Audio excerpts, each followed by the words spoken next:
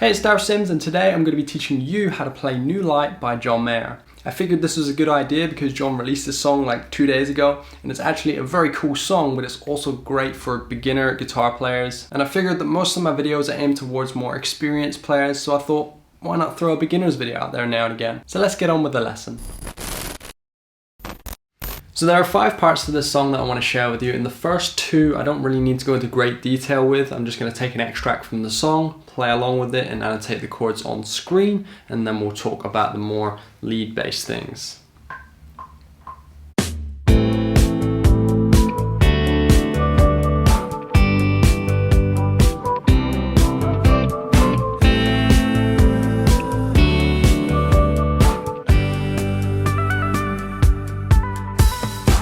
There is just one thing that I want to mention there, and that's the transition on the last bar between the C and the G/B. Sounds like a really complex chord, but it really isn't. All it means is that it's a G chord with the B on the bass. So to do that, you take the G, you take your second finger off, and you start with this A string, 2nd fret, as your root note, and that's your B. And you're just going to play the middle 4 strings. That's what G/B means. It's just a G chord with a B on the bass. Let's check out the second rhythm part now, which is just as we approach the chorus. Oh, you don't think twice about me, and maybe you're right to doubt me, but... So we're 2 parts in. The third part that I want to share with you is a kind of funky background guitar, which you can just about hear in the second verse and the outro if you listen very carefully. It sounds like this. Take a ride up to Malibu.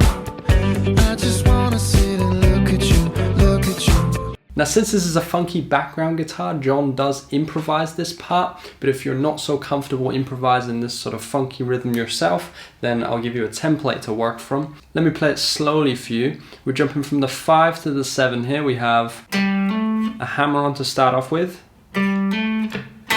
So it was down, down, up, and then down, up, down. So, and then just hit the 7 after. So, then I do this little sort of gallop pattern. So it's down, up, down, down, up, and all together you'll have.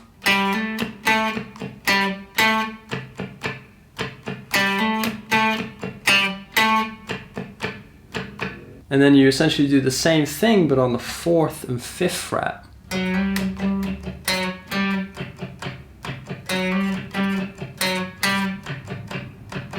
If you've not tried that kind of muting concept before, what I'm doing is I'm just relaxing the finger on the string. So I'm squeezing and then just relaxing, and you get that kind of sound there. Now the second to last part that I want to show you is the build up to the solo, and this is such a cool funky part. It's based around 2 simple chords.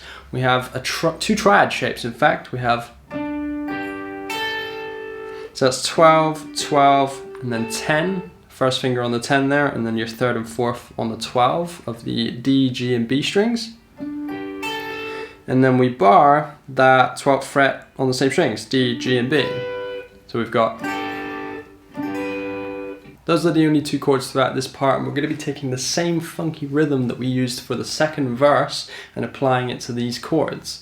So you'll have something that sounds like this.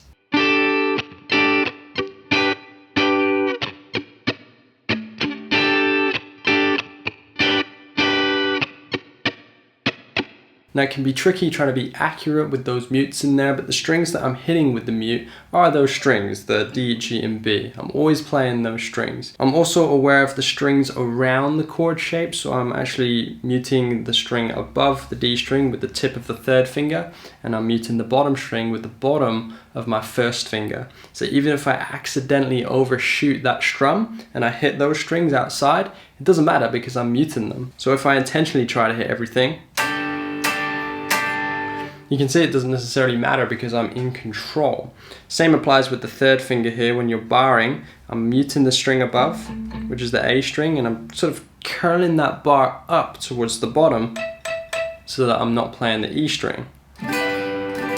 So again, I can overshoot and it doesn't really matter because I'm in control. Now if that's too easy for you, you can also follow the bass line at the same time as well as the chord shape. So the bass line's actually going 10 on the A,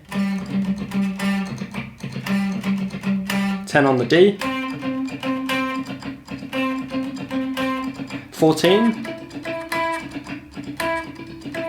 and then 12. And if we play those notes behind that triad chord shape, we'll have something that sounds like this.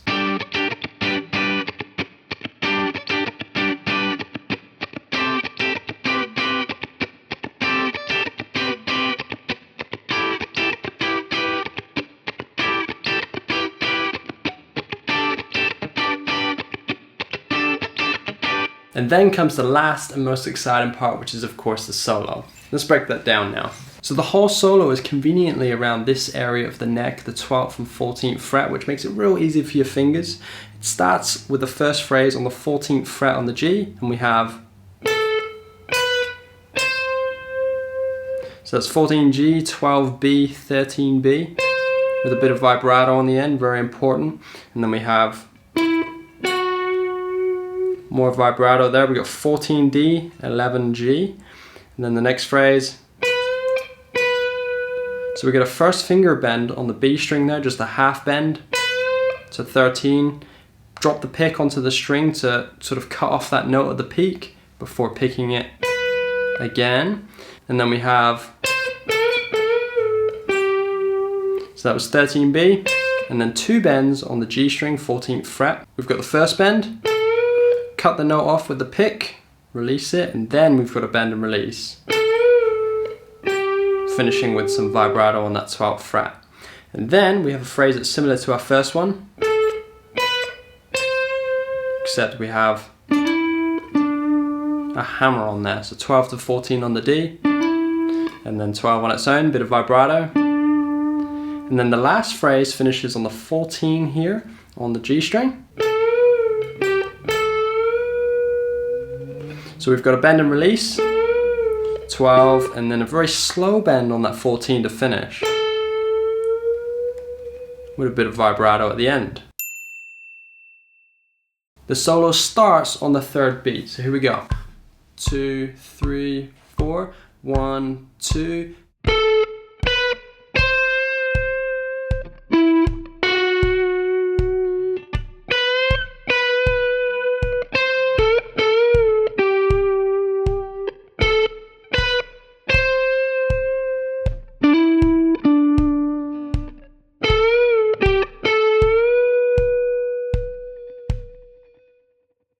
So there we go, hopefully you managed to follow along. Just a couple fun facts for those who are wondering. The key of the song is A minor or A Dorian. And what that means for you is, for those of you who know your basic pentatonic shape, you can use that to improvise, but you must play it on the 12th fret. Tabs for this piece are available exclusively for Patreon supporters only. If you're interested in getting on board with the Patreon team, then check out the link in the description below. Thanks for watching, I hope you enjoyed, and I'll see you in the next video.